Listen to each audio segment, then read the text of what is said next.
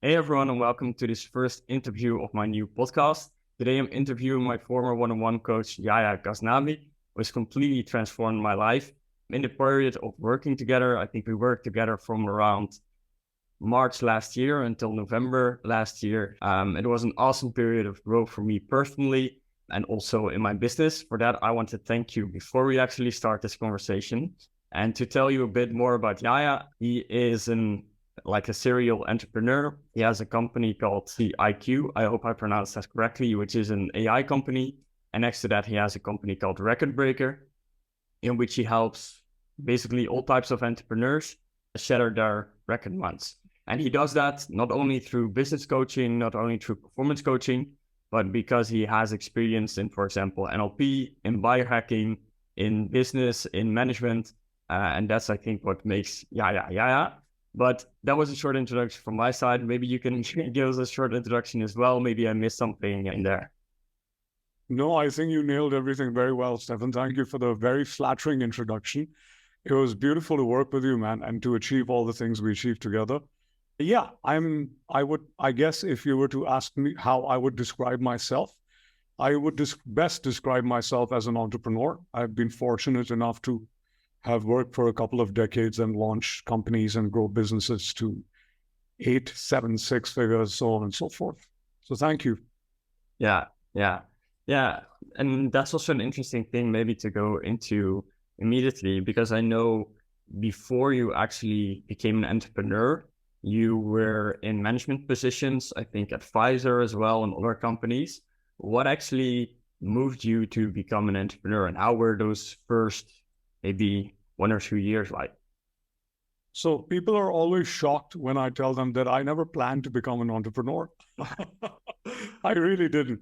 I was a traditional, conventional 9-to-5er. I was raised to think and believe that, you work hard, you study hard, you get a good job, and then you work up the corporate ladder, and that's it. That's life.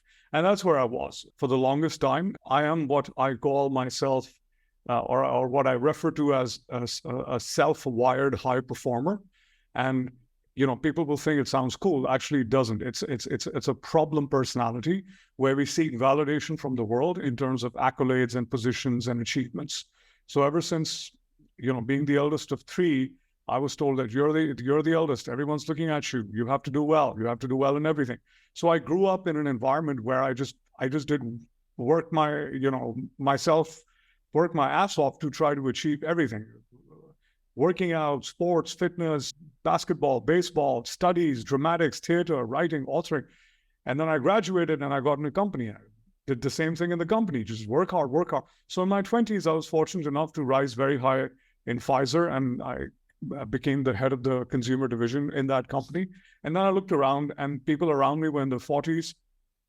And the company culture was that you had to spend a lot of time in that company. You had to be a certain age before they would promote you. So I was like, what next? Like, what do I do now? And then so then I was hired. And then this happened for about 10 years of my life, where I was hired to run by other companies. I was hired to set up their businesses in new countries. So Pfizer, it was Pfizer. Pfizer, first, I was in business development. I set up the consumer division. And then Pfizer said, now you're going to run it. And I ran it, and I grew it to about $10 million just 15 years ago, more or less. And at about 45% growth, which was ridiculous. It was unheard of. Yeah. And then I started being hired by other companies. Like the next company to hire me was Takeda. The one after that was Mundi Pharma, Purdue. And they were like, all right, we have no business. We have zero presence in these parts of the world.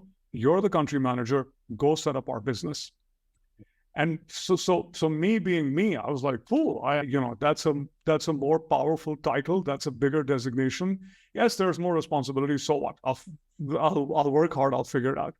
And so I started doing this, and I started, so what I'm talking about is pharmaceutical, surgical, and consumer products. And they all require different aspects of things. So for pharmaceutical, you have to register the products with the government, with the Ministry of Health. Then you have to get import permissions, have to calculate duties, then hire a distributor. Retail, then you have to set up team, but basically buy an office, then set up a team of HR, finance, legal, marketing, sales, so on and so forth. And I started doing that. And it was difficult in the beginning, but then you kind of get used to it. And I was coached, I was mentored, I was given trainings of that nature. And I did this for a long time. And then there came a time in my 30s where I was in Mundi Pharma. I was doing okay, I was cruising, but the company was downsizing. And what they were giving out what they call golden handshakes. A golden handshake is essentially you leave the company, you kind of retire from the company, and you get a very good package for leaving the company, better than you would get if you resigned or if you were fired or something like that. And I was like, yeah, you've been doing this for other companies for so long. You know how to do it. You have a track record of doing it. Why don't you do what you like doing? And so so my third business was the one that I grew for Mundi Pharma. And that's when I left the company and I started my own thing. As you know, I started UXIQ, which is artificial intelligence, robotics, and machine learning. And I started Record Breaker, which you've been a part of, so you know what we do. Essentially, it's management consulting where we grow other businesses' top lines, as well as the profitability. We optimize the business to help. And it helps me because I've worked at the Nielsen company for a couple of years, and Nielsen is probably one of the biggest market research companies in the world.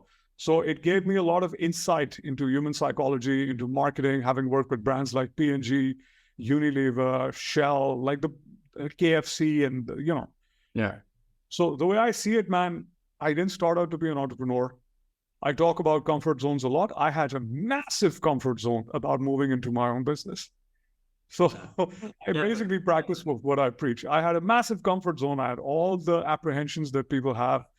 Is it going to pay well? So for example, when I left, my first target was my business has to make enough money to match the salary I was paid in my last job. Yeah. It took me about a year to get there. It took me a year to get to that job.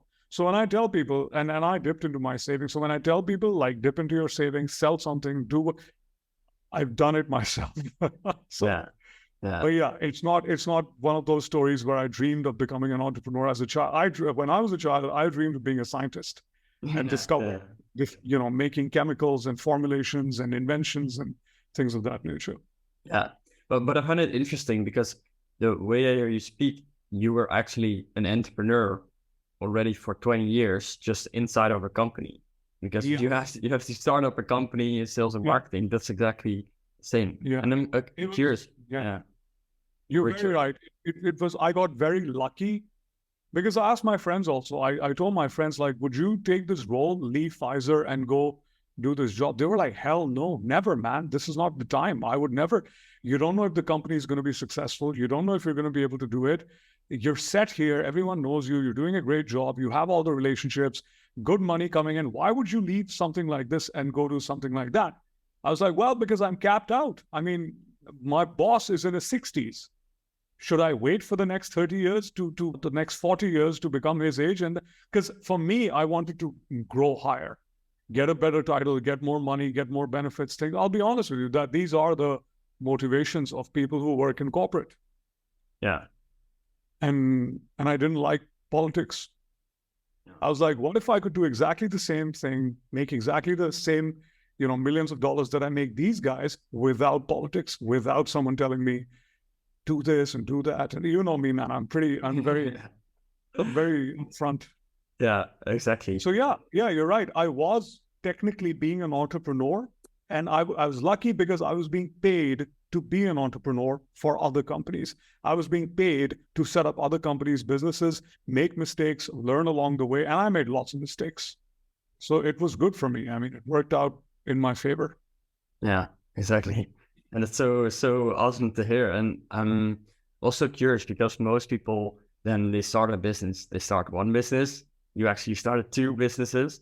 What was the reason for that? And how, now that's maybe for later, but what was the reason for you starting the two businesses? Because I think we never really talked about the AI company. I'm also curious about that, how that came into fruition.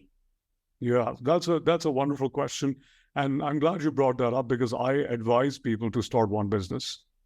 Yeah. And so at the cost of looking like a hypocrite, the way UXIQ happened was that one of my friends who's in technology wanted to start a company. And he got together with a professor, the scientist type who's a PhD in artificial intelligence and robotics. He's worked in the US, in France, and in some parts of Europe, I believe.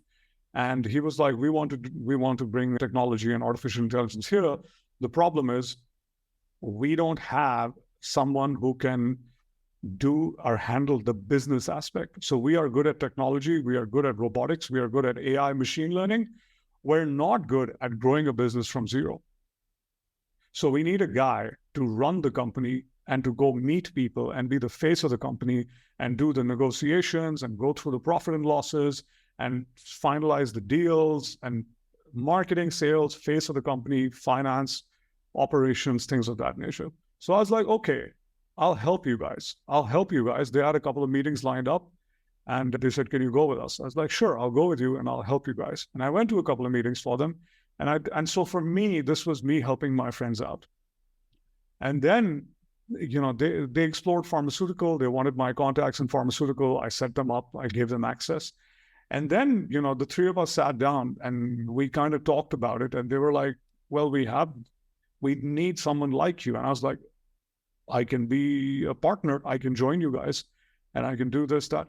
And so I started as a chief operating officer, because it's funny when you're a founder or a partner, the title really doesn't matter. The title is for other people to be like, oh, this guy's the operations officer. Everyone's doing everything in the company. Yeah. We started as the chief operations officer. It's about a year in. We never looked for venture capital funding. We bootstrapped, but we got an offer from another bank to buy us for about $1 million in our first year. And so the offer came to my partner, who's the AI specialist. He's a professor.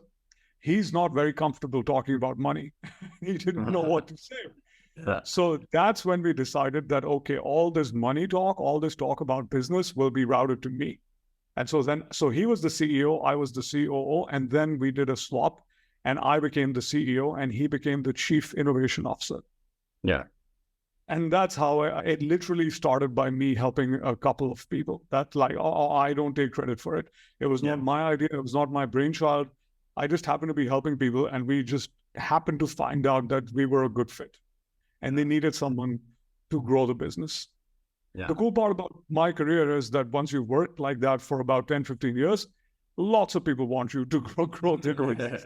New business want you, current businesses want you, sinking businesses want you, they're not doing well. So all the stress and all the mistakes I learned through really come in handy now, because companies will often contact me on LinkedIn when they're consulting for various parts of the world, and they want my opinion. Like, you've worked in this part of the world, we want to start an oncology, a cancer business in this part of the world. Can you consult with us for 3 hours on the phone? Things like that. Yeah. Super interesting. So that's I didn't start it. And how that's more like a technical question, but what changed in your role when you went from COO to CEO? Honestly, nothing. Or was it more like a title thing?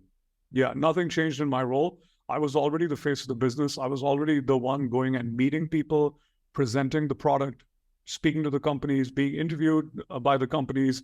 I went and I presented to the PBA. So we create, one of our products is RegTech, which is regulatory technology, and we help banks handle their trade using artificial intelligence. And for the viewers, for everyone watching and listening, trade-based money laundering is a huge problem in the world, where different countries launder money at different prices in import and export, and it's based on trade. So it's done through the banks, and the banks were being penalized millions and billions of dollars. Yeah. And so we created a product that uses artificial intelligence robots to tell the person handling trade whether if it's a flagged transaction, if there are any red flags, or if it's a good transaction. So to give you an example, if an iPhone costs $1,000 and I want to get money out of the country, and I tell someone to send me an invoice for an iPhone costing $10,000, and I'll transfer $10,000 out of the country, that's $9,000 of illegitimate or black money that's been transferred out of the country. Yeah. And that's how trade-based money laundering works. But now a robot says, no, an iPhone should be priced at $1,000. Something is wrong with this transaction. Please, investigate further. So this is the product we had, and I spent years going to banks and pitching it to the vice presidents and sometimes even the presidents and the CEOs, and then they got together at a forum and they interviewed us, and they almost cross-questioned us, like 25 banks sitting and asking me all sorts of questions like, do you do this? Does your product do this? What about this, Chris? But fortunately, I'm used to that from my corporate career. I'm used to sitting with big teams of heavy-duty people. So that was my role. That was always my role. Just the title changed, and it routed people. It let people know who was the guy to speak to when it came to money, business, costing, pricing, things like that. Yeah, exactly. Yeah, that's super interesting, because I knew you had an AI company, but I didn't know, and also knew it had to do with banks, but I didn't know what it did exactly. But yeah, I know here in the Netherlands they're also very big on that type of thing. And then indeed you get in the news that the banks get fined, because I think in America it was as well, that they were laundering money for the drug cartels in Mexico or something, and I was going through their system. Yes. Yeah. Yes. But so I oversimplified it for you, but that's how it works. Yeah. But I didn't know it worked like that. But now it makes it very logical that indeed you sell something, an iPhone for $10,000, and then you have $9,000 in money. Yeah, it's interesting. Yeah. So that's how people smuggle money out of the country and smuggle money into the country. Yeah. And that's how they also make clean money, like they invest. And so it's not the banks' fault, but the government penalizes the banks. And the government tells the banks that it's your fault. The money is being routed through your system. So it's your job to make sure that it doesn't happen. And the banks were being fined, and huge fines. Yeah. It's interesting. 2 months ago, I started watching the show Ozark. You know the show Ozark? I love the show. And that's when I finally understood how money laundering works. And now when I walk across the street here as well, and there's this like dimly lit casino, then I think this is 100% money laundering business, because it's just all cash and they can just launder the money. But that's something for something else. One thing you touched on is that you learned a lot from your past jobs and your past experiences. What is maybe like the 3 things that you learned the most that you could share with the viewers? Are we talking from business point of view? It's anything you want to share that you learned during that period that you are using right now in the managing of your 2 businesses and the coaching of other people. Okay. So one of the things I learned is that as much as people pay importance and attention to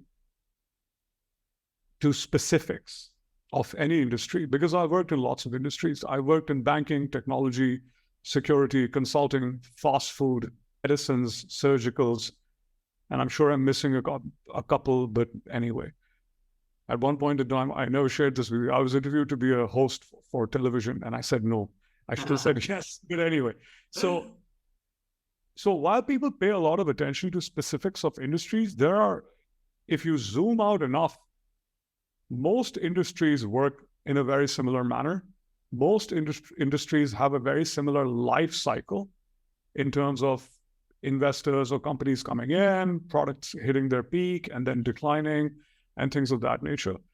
And I often teach that to my clients, and I share that with I do keynote speaking events at colleges and universities and, technology conferences and business people. And I often tell them that, most people are not exposed to too many industries. They've worked in 1 or 2, maximum 3 industries.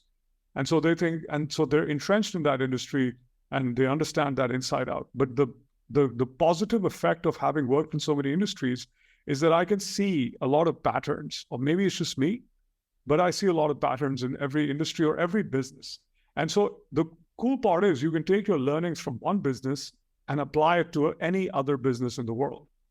So to give you an example, in the coaching and consulting industry, I was asked by somebody that, there are some coaches who will say, world's #1 dating coach, best health coach in 2023, blah, blah, blah, blah things. Now, my learning back when I was in Pfizer, when I was head of consumer, we had a product which was a hair removal cream. It helped women remove hair. And we had a competing product from a company called Reckitt Benckiser, which is a European company called Veet. Now, Reckitt did a campaign, and the campaign said 9 out of 10 women prefer Veet for smooth, glowing skin. That's all it said. 9 out of 10 women prefer Veet for smooth, glowing skin. And I immediately went to my legal counsel and I was like, how can they say that? According to what? Did they do a survey? So these are called absolute statements, and they're actually not allowed in marketing. No. And so we took them to court. We sent them cease and desist, and we took Reckitt to court, and we set up a huge fine. And obviously we settled out of court because two big companies like Pfizer and Reckitt don't want their reputation to be dragged through the mud. We settled a huge fine. They had to pull off they had to remove their marketing campaign, this, that, and the other. But it's in the coaching and consulting industry, if I see someone doing that, it tells me that this person clearly has no real world corporate experience, because in the real world, because what we did was we took them to the competition commission. The competition, there is such a body in every country which basically promotes free competition. And the case was for unethical marketing practices, and they were going to get hit with a huge fine. And this is a big problem in the world, in the consumers. And because you're related to the coaching and consulting industry, that some people or the industry itself gets a bad reputation for some people exaggerating their results. Yeah. And this is essentially deceptive marketing. It's misleading, it's deceptive. If you say, I'm the best performance coach in the world, you have to put a qualifier at the bottom saying, according to Forbes magazine 2023, according to a survey done, blah, blah, blah. Like, you have to qualify. Yeah. So like, it's these little things or these big things, because in the coaching and consulting industry, there's a vast majority of people who don't have corporate experience. They've never worked for big businesses or big companies, so they really don't know how things are done. Yeah, which is fine. I'm not saying it's a bad thing, but it helps me observe from a very highly professional level, and it helps me protect my clients legally. It helps me. I mean, at the end of the day, it reflects better on a person if they're doing it, because when I see a coach who's making an absolute statement, my assumption is not that they're the best in the world. My assumption is they don't really know how things work in the world, or they're lying. So it actually hurts them. So when I teach my clients, I tell them that, look, if you are appealing to a higher income bracket, maybe don't do things like these, because you think they will impress them, but they actually don't impress them. Another thing that has helped me extremely is sales and marketing. So for the vast majority of my career, I'd been in marketing and sales. Eventually, when I became the head of the division, the country manager, they are all sales roles. They're all sales roles. Any country head, any president role is a sales role, because you are responsible for buying product from the factory and then selling product in the countries that you're looking after. And before I left Mundi Pharma, I had 2 countries under me. So in a sales role and a marketing role, you learn a lot about how to do business. And the irony is, man, that people work for people. You can call this leadership also. Like, this is what I learned. And so, in my 20s and my 30s, when I was promoted, I had my right-hand men and women, my second layer, were people in their 40s and 50s. Yeah. So, and they knew more than me. So it's an art of leadership to learn how to get work done from people who are significantly older than you. They know a lot more than you, but you're the boss and you're the one pulling the shots. So I still, to this day, I tell people that if you have people skills, if you can navigate your way around people, you will never go hungry. You will never be jobless. You will always be able to, make money for yourself, because people work for people. As logical and you and I have worked together. You know how logical I am. You know how structured I think. But at the end of the day, and so from a marketing point of view, I've marketed, hair removal creams and hygiene washes and skin anti-aging solutions. And I've also marketed cancer medication, and I've also marketed wound dressing. So when you get that, I've marketed technology, consulting. When you get that experience of marketing, it's very easy to sort of help someone else market their services, because I can draw from lots of references in my mind Oh, in that case, we did this. Oh, in that case, back when television and radio were a thing, we did this. Back when this was... Similarly, from a sales point of view, discounting, the way discounting works, buy one, get one free. This is more for products, but some of them can be applied to services as well. You know, 2+1 offers, pushing product when it's high season to some products, for example, do well in summer and others do well in winter. And so you understand the buying behavior, and then stocking the shelves and then liquidating. So there's a way to push the product so that distributors stock it. And then there's a way to liquidate the product, meaning get consumers to buy it. So the same principles can be applied to coaching and consulting or whatever, even technology. The same principles can be applied. So to give you an example, for my technology company, when we were trying to come up with the price, now you and I have had discussions about pricing for services. And I always tell you, it's arbitrary, it's random. We like to create methods for calculating price. In reality, it's opportunity cost. Like, what would I rather be doing? Is it worth my time? Yeah. And so I helped my partner create like 5 different pricing models. And then I scrapped all of them. And I said, this is going to be the price. And if someone asks you what the model is, I'll decide which model to tell them. So obviously there's a model which is cost plus, like it costs us $10. We're going to sell it for $12, $2 profit. Then there's competitive pricing. Everyone else is selling for $15. We will sell either for $16 if you want to position yourself as premium and we'll do less volume, or we'll undercut the market and we'll sell for $12. Like, there's so many strategies, and they can all be used across industries. I've seen them being used everywhere. Yeah. So I know you asked me for 3 things, but like when I think about it, there's so many things. Human psychology, marketing is all about human psychology. I've built brands. I've taken brands that were dead and I've revived them. I've given them a complete brand new facelift for the younger generation to help them relate. That's what I tell people, because, you know, in social media marketing, people become very unidimensional and they start taking things personally. I remember for my hair removal cream, we did campaigns where we had backless women, basically. I mean, on hoardings in a very conservative environment.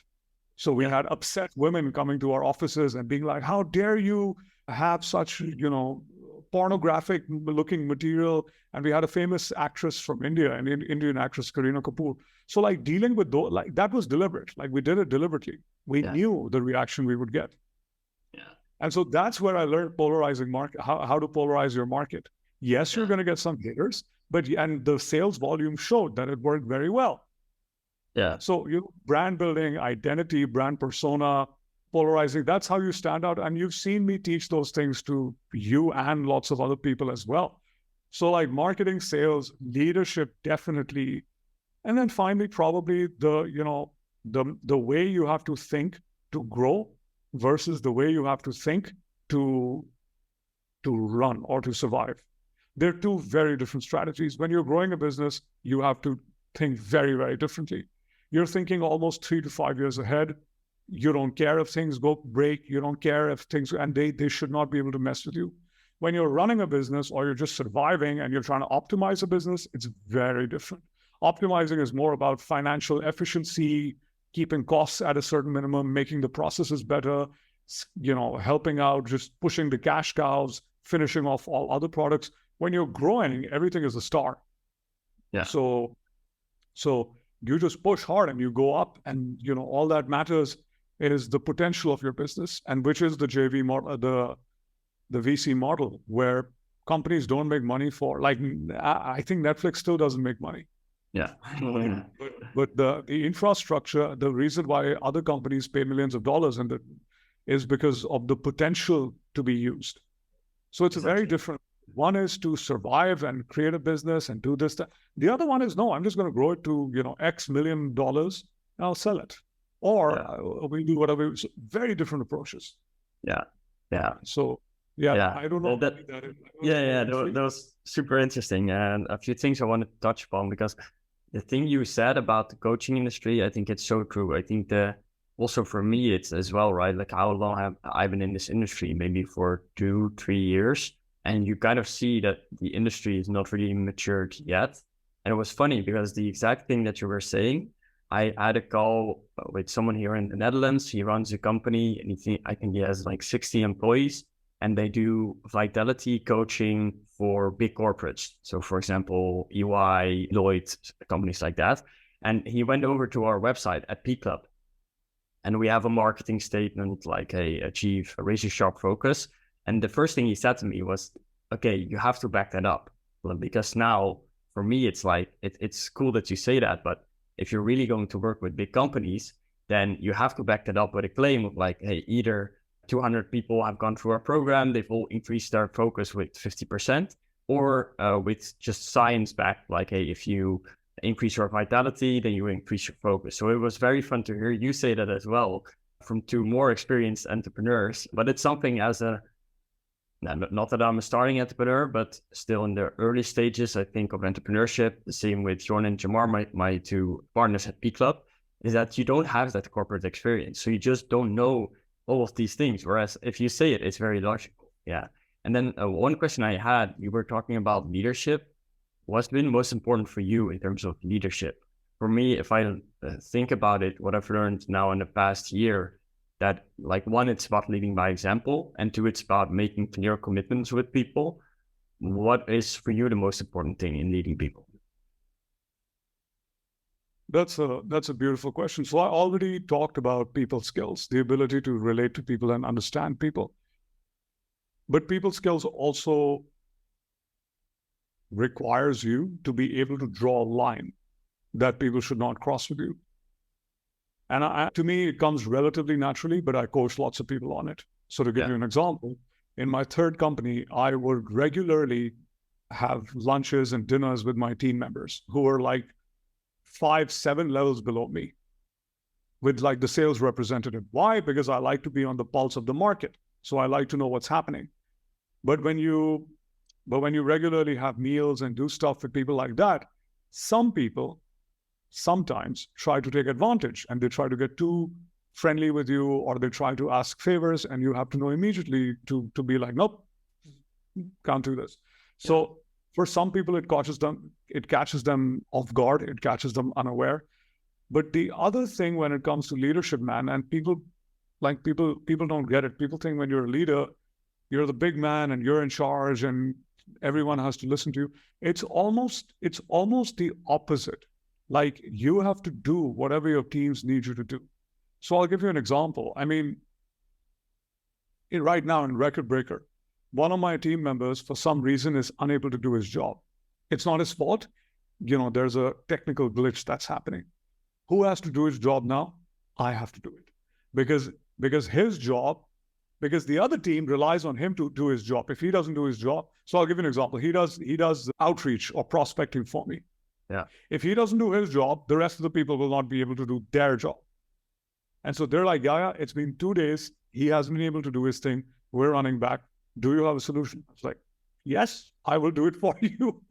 So it's you have to solve people's problems, and you have to let people know that you are here to solve their problems. They need to be able to reach out to you whenever they like. They sort of need to look up to you as big brother or the person who's going to, because if the team is I like running very highly motivated teams. That's one of my secrets actually for building businesses that grow very quickly, which is to sort of reward the superstars publicly, reward them financially, reward them publicly, make everyone know that you like these people so that people mimic them and model them. Yeah. And a relatively zero tolerance policy not for low performance, because performance can be fixed, but for character problems. I don't tolerate character problems. Like, what are character problems? So personality problems, attitude problems. If someone thinks he's a hot shot, he's too good for the rest of the team. If someone thinks they know everything else, if someone has just a bad habit of trying to manipulate people into doing things, like if someone's a spoil sport, no. I would rather have a person with a good character, and I can teach him the skills, instead of having someone who's highly skilled, but is a problem for the rest of my team. So that's my hiring and firing process. So my team is very highly motivated, and I know that it's because I keep them motivated. And there's lots of ways of motivate. You can do it financially. You can highlight the person. You can tell them, hey, good job. And then you have to figure out which team member likes validation in what way. Like, I know for a fact that one of the things I do is I hire based on the role. I try to match the personality of the person with the role. So, for example, the person who does prospecting for me is not hyper aggressive. This person is more systematic, logical, structured, because my prospecting process is not like a mass, like go and add everyone and invite I don't work like that. It's more sniper. So this guy has to think a lot. Yeah. Whereas, for example, my engagement guy who has to talk to people, etc., he's a people's person. He loves talking to people. He loves forming relationships and connections and things of that nature. So he's a perfect fit for what he's doing. So I try to hire people who genuinely like doing what they do, and then I try to supercharge them. And the moment they have problems, I have to step in. So today morning, we discussed this right after the meeting before you. I've been doing things for him. I'll probably the rest of the day, I'll continue doing some more things for some other members of my team. So they need to know that you've got their back. They need to know that they're, so this comes from corporate experience. They need to know they're safe. Like if something goes wrong, you will take responsibility. You will not leave and like I learned this in corporate and I learned this from bad leaders. So bad leaders are the ones who will put the blame on their team members and they'll be like, it's because of him, it's because of her. They don't take responsibility. But when you make people feel like that, they operate like lions. They operate like, because now you've got their loyalty. So for me, leadership is about almost fostering loyalty, letting a person know you're there, understanding them as a person, not as a title or someone who's supposed to do a job, but as a person. Some people like to talk. Other people like to share. Other people like to be left alone. Some people like performance in terms of money. Some people like performance in terms of praise. Understand what, and sort of do that. That's my thing. And obviously, man, leadership, you have to lead by example. No one's going to ever listen to a leader who tells them go do something and he hasn't. I teach this to people. I'm like, you have to master it yourself. You have to do it yourself first before you go tell someone else to do it. Yeah, because I had I don't know if you know Isaac. It's an international student association. Isaac, with an A. Yeah, with an A. Yeah, and I worked for that organization for a full year, and I was the leader of 5 people, and that's one of the biggest lessons I've learned because we were doing chats with people that wanted to go abroad, and I didn't do those chats because that was just how I was taught it, that you are the manager, you don't do that. But now when I look back at it, and that's also what I learned at the last stages of that, is that I should have done those chats as well, because I don't even understand what my team members are going through, but I do have to coach them on becoming better at that one thing. And that's just, it doesn't really work like that. Yeah, man. Yeah, you cannot talk the talk, you have to walk the walk. So when I was telling you that I would have meals with my teams, I used to routinely go to the smallest cities in this country where I am right now, Pakistan. I'd go to smaller cities and I would go to doctor visits with them. I would go and visit the customer and I'd speak to the customer. These aren't great conditions, by the way. These cities are not great cities. The roads are not great. Everything is not air conditioned. It's not the most fun experience. But A, I wanted to know what my customers are talking about. B, I wanted to let my teams know that I am doing what they're doing. So I understand what they're doing. I'm not sitting in a nice, comfortable, air-conditioned office just having a good time. And the same thing I'm doing today in the morning, what I told you, because my prospecting guy can't do his thing. I'll do it. And because I know how to do it, I'll do it very well. Yeah. So you have to do it yourself. If you want to run here's what I've seen, and I'll tell you why this happens. I've seen leaders or CEOs who have almost inherited a role or been gifted a role. And I've seen leaders and CEOs who have worked their way up to the role. The people who randomly get a role or get hired or jump into a role never survive. Some of them do, the ones who have to go down and do the experience. The people who work their way up to a role are the most successful people because they know everything inside out. Yeah. So imagine a business owner who's created $1 billion company, and then one day on his son's 18th birthday or 25th birthday, he's like, son, you are now the CEO. Go run the company. Unless his son has put time in the trenches and done, which a lot of people tell their children to do, he will not be able to survive. It'll just ruin the company. versus someone who's just worked his way up and he understands it. So like there, you cannot escape what people call hard work. The best approach is to not even see it as hard work, just see it as part of the journey. Like you need to do it, should be fun. Yeah, exactly. Yeah, it's so interesting. And I also wrote down a few things for myself as well. One question I also had for you is a bit different topic. You are busy with a lot of things. So you're busy with biohacking, you're busy with NLP, hypnotherapy, sales, marketing, as all those things you said. What is interesting you the most right now? What are you reading about? What are you most interested about at this moment? That's a great question, man. So I'm experimenting with magnetic vibrations. I think I shared that with you. I'm experimenting with the Apollo Neuro, which is vibrations that it sends, and it's just mind blowing. Yeah. I use it for sleep. I use it to unwind. I use it after a workout to recover. As you know, I experiment with nutrition a lot. So biohacking, my latest craze is UV light. I have an autoimmune disease called psoriasis. So my skin automatically becomes dry, rough, and flaky. And I can put as much cream and moisturizer, it doesn't help. But if I stop my caffeine consumption, it really helps. So UV light is great for psoriasis. So that's what I'm experimenting with. You already know I'm big on sunlight. It is one of the top things I do. A tiny biohack I did, which is based on Dr. Andrew Huberman's recommendation, is that I stopped drinking coffee first thing in the morning. So I don't know if I think I did share this with you, but I changed my sleep schedule to wake up at about 5:30 in the morning.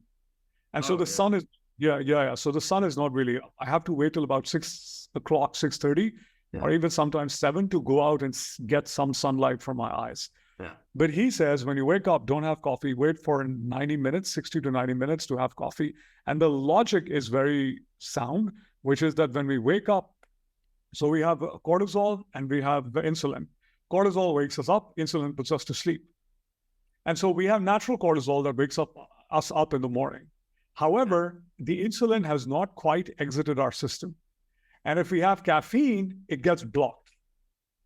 And so when the half-life of caffeine wears off, the insulin is there in our system. And so his logic is, if you want to avoid the afternoon crash, which a lot of people have caffeine 90 minutes later. That's what I've been doing for a while. Morning sun. Something I'm getting into a lot more is, from a recovery point of view, is scraping. I don't know if you know what scraping is, but do you know what foam rolling is? Yeah. Something I should do more often. Yeah, so me too. I should do it more often too. But scraping is essentially you take these different tools of different shapes and you scrape them on different parts of your body to reduce inflammation, muscle soreness, and things. It's just like they say it's like foam rolling on steroids. Now, I've had a scraper. I don't know if other biohackers have this problem, but I buy lots of things and I never use them. So I've had a scraping entire set lying with me for about 1.5 years, but now I'm getting into it especially for my calf muscles, which get very sore. Sometimes for my left bicep, there's a problem in the elbow, things of that nature. So I'm, scrape. So UV radiation, magnetic PEMF, pulse electromagnetic field, which is something I use a lot, and they work very well. And then scraping would be the things I'm interested in. What I'm reading about, I'm not reading about biohacking nowadays. I'm reading more about energy frequencies, the energies we operate on, how to manipulate them. Some people think energy is emotion. It can be. Some people think it's vibration. Like for the viewers, it's emotion and vibrations and things of that nature. I'm big on state management, and state management determines. So for me, it's very important to be in a good state. Yeah. So to give you an example, when I woke up today, I wasn't in the best state. I had a crazy leg workout yesterday, and I had a late workout. So I worked out at 6 o'clock in the evening, which jacked up my heart rate. And so it was even in spite of magnesium, in spite of a couple of ashwagandha, it took a while for my heart rate to come down and for me to be able to sleep. But in the morning, I had to manage my state, because first I had to get on team calls. Then I wanted to be in a good state for what you and I are doing right now. Yeah. So So that's and the other thing I'm reading about is marketing psychology. And the more I go deeper into it, it's like marketing is so extremely easy if you just reverse engineer human psychology. So the way I explain it is for solopreneurs or online influencers, if you remove your ego and you just keep the objective in mind, like what is the objective of this content? The objective is this content is to, let's say, immediately highlight the people who are going to buy from me. Okay, so then it needs to be a piece of content that is somewhat polarizing, and you're going to get some hate from it. And some people are going to DM you and they're going to be like, dude, I know exactly. Now, I worked in mindset. So I know that sometimes when I put out content in public, lots of people approach me in private because they're afraid of, being publicly yelled at, et cetera, et cetera. So if you think like a businessman without an ego, you just put out a piece of content like that and then wait for the DMs to come in, and they do come in, and it does happen. But most people get caught up in the ego and they start saying, oh, but what if people get mad at me? What if people attack me? What if this happens? What if that happens? So as long as you can separate your psyche or our ego, how we feel about something, if we remove that and we just look at it from a logical lens of here's the outcome, here's what needs to happen, the execution becomes very easy. Yeah. And I think that's what you told me as well, especially with the polarizing. One client that signed up to P Club, Jamar made a video about how eating bread makes you weak, something like that. It's very polarizing about it. And that's literally someone texted him like, why does bread make you weak? What's that all about? I eat bread all the time. And that shifted his belief. And then, of course, he had a call and then he turned into a client. But I also wrote it down for myself. Like, this is the most important thing in content, the polarization. Yeah, and then understanding how the human mind works. I mean, today, people have an attention span of 1.8 seconds. Yeah. Now, if your TikTok or your long form content does not grab their attention in the 1 point, because I see so many people who insist, no, my style is doing it this way. I'm like, cool. They're like, I do things when I'm inspired. I'm like, brilliant. That's all wonderful. But you can put out the best piece of content in the world. If you could not grab someone's attention to read or watch or listen to your content, did you really make a difference? No one paid attention. Yeah. So it can be the best of best things, but unless it's packaged and presented in a form where first you grab a person's attention through the title or the thumbnail or the jingle or whatever, or through the first 1 second if you're on TikTok, short form, no one's going to watch it. And so what Jamar did was perfect, because I recorded a video yesterday, which I'm still thinking about TikTok. I might re-record it, but I recorded a video yesterday. You know this about me. I reject prospects. I say no to people, right? And so the video goes something along the lines, I have to rephrase it, but it's designed on my philosophy as well as capturing people's attention. And so the TikTok is something along the lines of, we ghost prospects. That's right. We ghost prospects, not the other way around.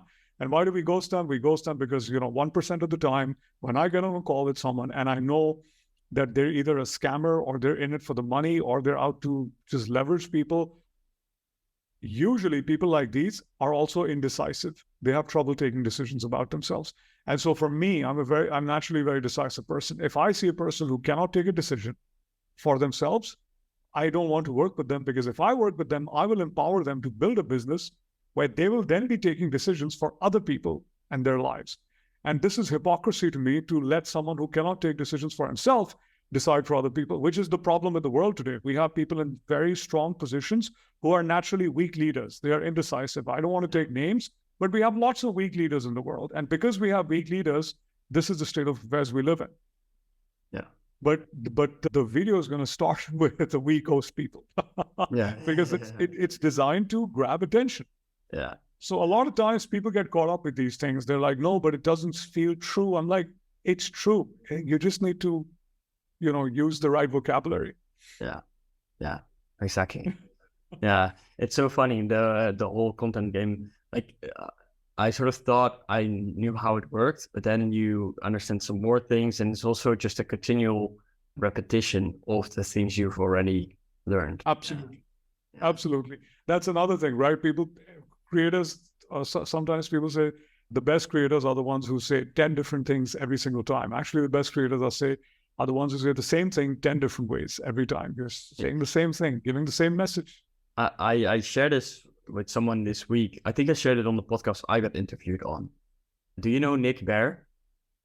Nick Bear. Yeah, he has a company, he has a supplement company, and he's also quite big on YouTube, and he does weightlifting and running. So he was in the military before, and his videos, I haven't watched them in a while, but his videos are basically every time the same. It's just a day in the life where first he goes running, he has breakfast, then he's at his company having meetings, he's having more food, and then in the afternoon he's weightlifting, and then he's ending the day.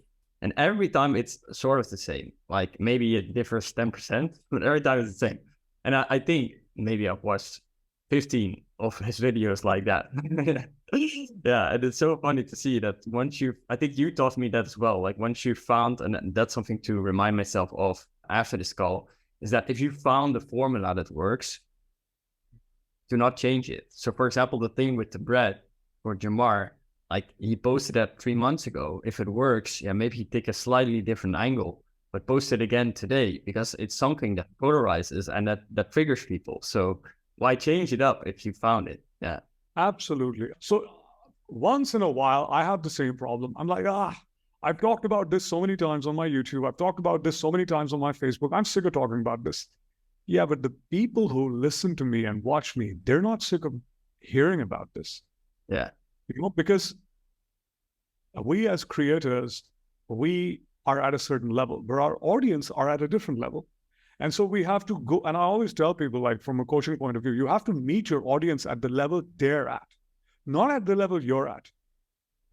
Yeah. You are familiar with my daily routine. I've been called by other people, I've been called a robot. They're like, like, where's the fun in your life? You don't eat dirty food, you take cold showers, you do this, that, and the other. But I don't go around telling people what my routine is because people will not be able to relate. They'll think something's wrong with this guy. Or worse, they will put me on a pedestal and they will tell themselves that they'll never be like me. Yeah.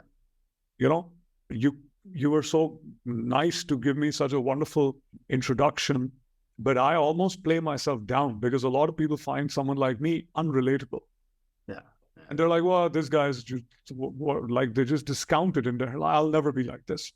So you want to meet that's why I keep talking about my struggles in my content as well.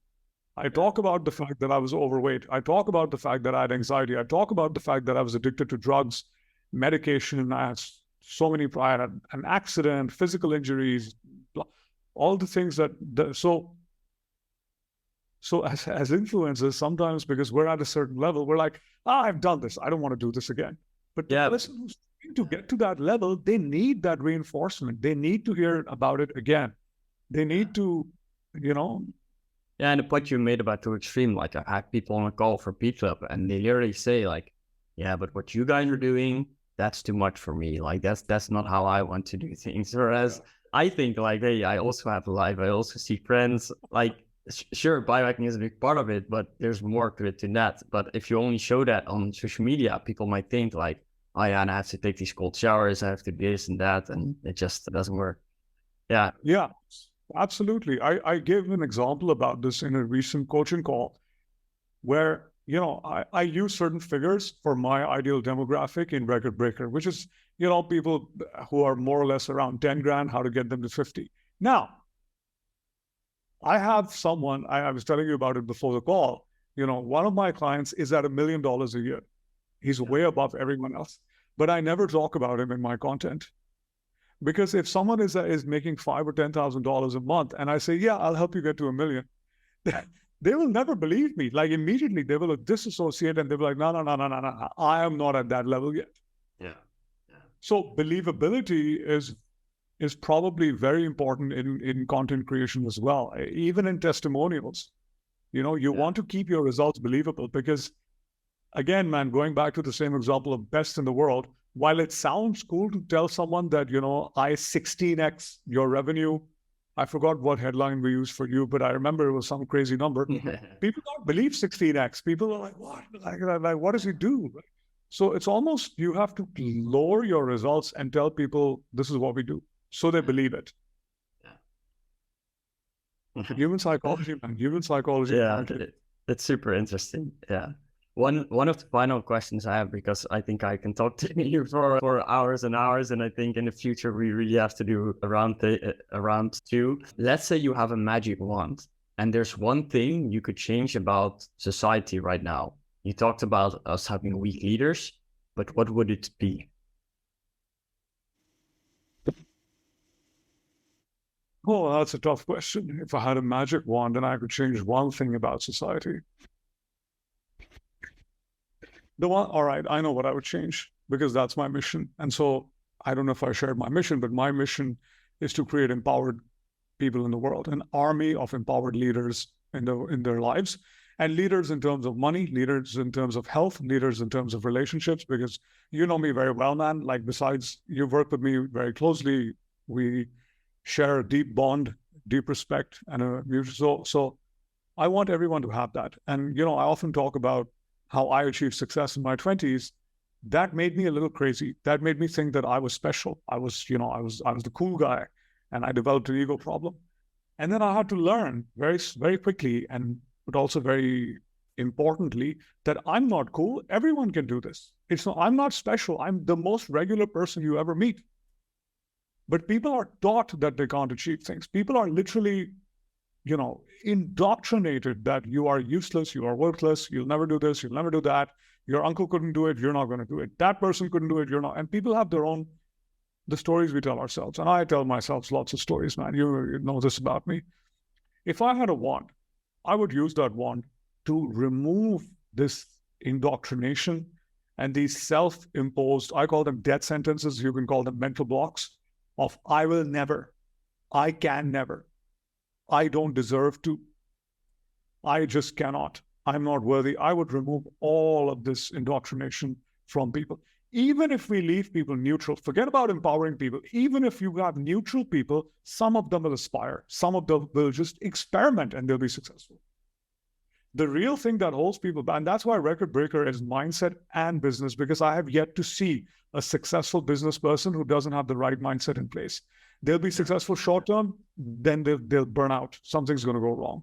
So for me, the biggest learning is not having the right business strategies or the right this, that, and the other.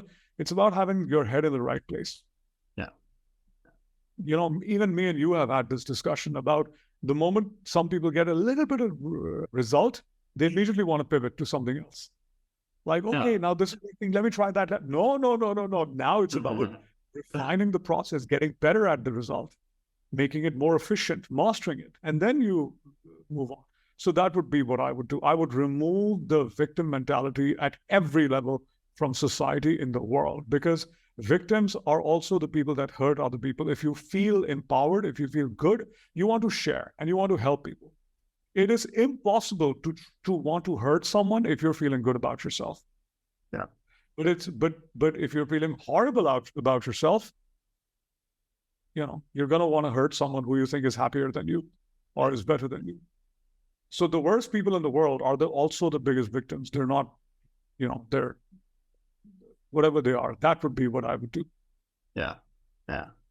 And it's funny you said that, because it's so true. I still remember when we worked together, and in June I hit 23K month, but I somewhere didn't feel deserving of that, or my mind wasn't at that level yet. And then I fell back. I think in July I did like 10K or 12K, and it was just purely the mind.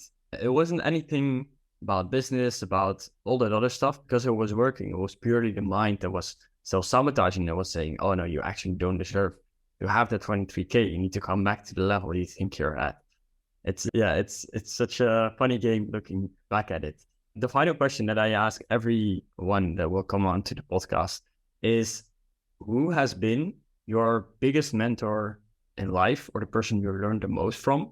And what is one actionable thing that you can share with the viewers that you learned from him or her? Oh man, you ask such hard questions. My brain is not wired to think in terms of one person. My brain always thinks in terms of threes or fours. So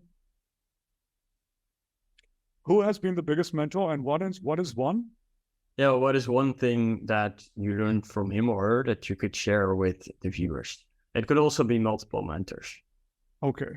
So the first response that comes to me is Adil Zaman, who was the man who hired me in Pfizer. He was the marketing director when he hired me. I was the business intelligence manager. And I was a people pleaser back then. I was a high performing people pleaser. Yeah. And I thought the way to be successful is to please people, is to bend over backwards. And he gave me an assignment for some research, getting some numbers from all the brand managers. And the brand managers, especially the ones whose products were not performing, did not want to give me their numbers. So I went to him and I said, Adil, this is happening and I don't want to upset them. And Adil told me, Yahya, are you here to run a business and grow a company, or are you here to make friends? Like this, you're not here to make friends. And Adil is one of the most loving and kind and sweet people in the world. When this guy resigned from Pfizer, man, grown men were crying. The entire company, he was head of marketing, marketing director, but people from sales, people from finance, everyone lined up outside his door to say goodbye to me. That's the sort of gem of a person. And he told me that, yeah, you're not here to make friends. So stop trying to make friends, right? Another thing he told me, which was great, was, and this helped me in marketing, content marketing, brand building. When I came in, I was doing a great job, but I didn't like showcasing myself. So he said, people don't know what you're doing. I was like, yeah, but I've done all these cool things. He's like, then why aren't you showcasing yourself? I was like, because it feels weird. It feels like, why should I go around telling people, hey, do you know what I did? He said, yeah, you have to blow in the world. You have to tout your own horn. No one's going to go around telling people how cool you are or what great job you've done. Learn to showcase yourself. That's definitely, that helped me tremendously in public speaking, keynote speaking, marketing, VSL design, seminar, everything that I teach people today on how to showcase themselves and their capabilities. Not like a douchebag, like, hey, I'm so cool, but like in a human way. That really helped me. One of the things that I learned from my father was that, you're also a high performer. We both think the same way. So we tend to be overly critical of not just of ourselves, but sometimes of other people also. Like, what the hell is wrong with you? I can't why can't you wake up at 5 o'clock and run for 30 minutes? Like, what's wrong with you? It's so easy, right? So my father taught me this thing where the help, like the maid or the driver or someone who's the cleaning lady, people like that. I would look at them and notice their behavior, and I would look at common sense things that they should be doing. And I'd be like, but doesn't this guy have a brain? Can't he tell? And so my father taught me, he said, yeah, if these people were as smart and gifted and talented, and they had all these things going for them that you have, do you think they would be doing what they're doing right now? And I was like, no. So my father said, you're not special. You just got lucky that you're born in a part of the world and you're born to certain parents who could afford to give you a certain education, and you had lots of things going for you to be able to be like that. So stop going around, judging other people who are not as smart as you or who are not making as much money as you and being like, this person, don't they get it? Because when I was in my teens, man, maybe it was the testosterone, I had very low empathy. I didn't have a lot of empathy. Now, you will find this hard to believe because you've seen me at a stage, but I have a lot of empathy for everyone.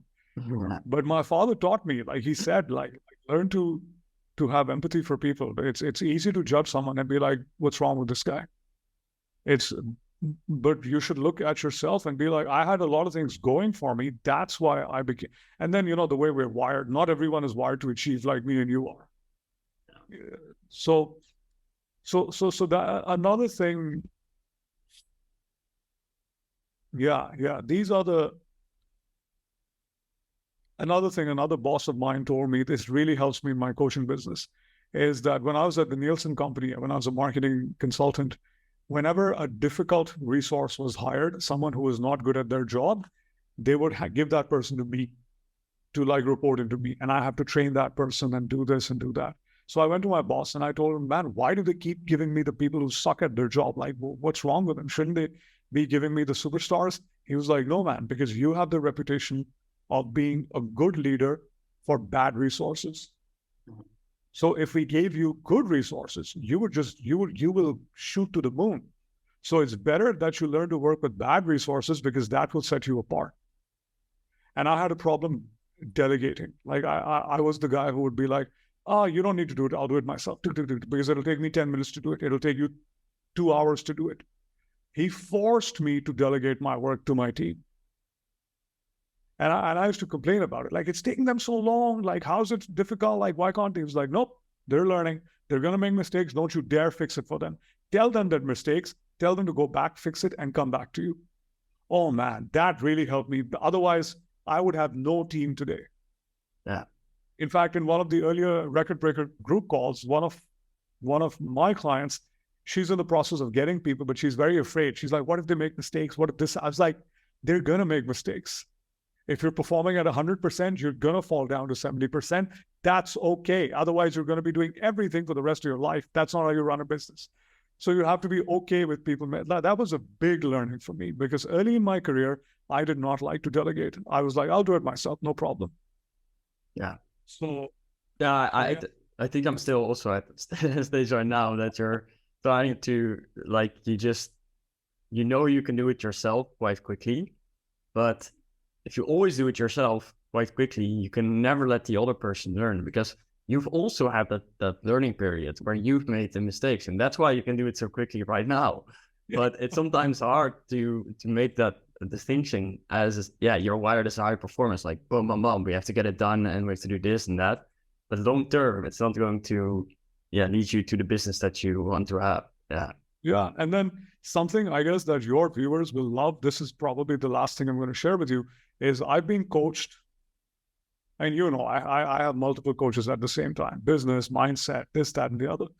So I've been coached on my approach towards getting things done. I am a bit of a perfectionist overachiever, which is a horrible combination. It's horrible because if I fall into perfectionism, I tend to take too long to do something. If I fall into overachievement, I tend to try to do the best perfect job and then I drain myself.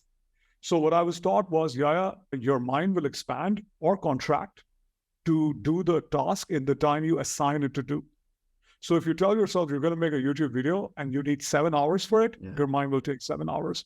If you tell yourself you're going to do a YouTube video, but you're going to take 30 minutes for it, your mind will accommodate the 30 minutes. And these are his words. He said, Yahya, for you, for the rest of your life, you want to have a B minus approach to things and get them done in a short time. I said, B minus. He said, yes, because I know even if I tell you B minus, your brain will turn that B minus to an A. It should at least be an A quality thing. Because it's true. As people like me, we do hold ourselves to a high standard. That is why we're able to achieve so many things. And so we don't want our brand or anything we do to be at a low level. But that really, really changed my life. It changed my business. Having a B minus approach takes the pressure off. It removes the anxiety. It removes the perfectionism. And it saves time, man. Because, there's so many things I have to do in a day. If I started taking forever on things because, I want to think about it, it's got to be perfect. That's not how you run a business. It's about efficiency. Yeah. And efficiency has nothing to do with something being perfect. Efficiency is all about something being good enough. And that's it. Exactly. It's our brain. It's our ego that's like, no, it's got to be perfect. It's got to be, this, that. No, it's got to be efficient. That's it. Yeah. Yeah. Yeah. But that's the complete truth. Like, I also noticed myself falling into that. But in the end, it's about like, is this practically going to get the job done? Yes. Okay. Then we can optimize it later. But now it just needs to get out and then we can find it out. Yeah. Yeah, absolutely. And if I didn't know this, man, I would not have been able to build the businesses the way I do. You can't grow a business if you're too afraid of something not being perfect or something breaking or something going wrong. The thing, of course, they're going to break. Of course, they're going to go wrong. And you keep fixing and you keep going along. Exactly. Yeah. So you asked me for one. I gave you one. That's the overachiever. Yeah. I loved it. Yeah. I want to Thank you for this amazing interview. Yeah, I'm going to re-listen to this myself as well. I think also for the listeners, if this has been very helpful to you, put it in your to-do list to listen to it again, because usually the second time you listen to something, that's when things really start to click. For example, our coaching calls, I always recorded them, then I watched them back, and then I was like, oh yeah, now I understand what he's saying. And I did it with almost everything, because with most things, it's better to do repetition and to learn it again instead of like always trying to find a new thing. So yeah, I really want to thank you for this interview. Where can people find you if they want to get in touch with you? You want to know more about, for example, Record Breaker, or I think Record Breaker is the main thing. Yeah, so Record Breaker is pretty much listed all across my socials, and I think on all my socials, I'm Yahya Ghaznavi. So on YouTube, it's Yahya Ghaznavi. Instagram, Facebook is my main playground. Yahya Ghaznavi on Facebook. There's a Record Breaker group. There's a community. There's tons of trainings that you can use right now to change your mindset and your business. There's a YouTube channel. There's tons of free resources I share with people on there. Then there's Instagram, there's TikTok, and then there's LinkedIn. If you want to see the cool stuff I did at Pfizer, or all the jobs that I did, or my other, you can see me on LinkedIn. Essentially, just search for my name on all socials and you'll find me. Yeah, perfect. I'll also link your channel below and all the other links. I think your YouTube channel is a gold mine, so people can go there and watch it as well. That's it for the podcast. I want to thank you again, and I'll see you guys in the next time.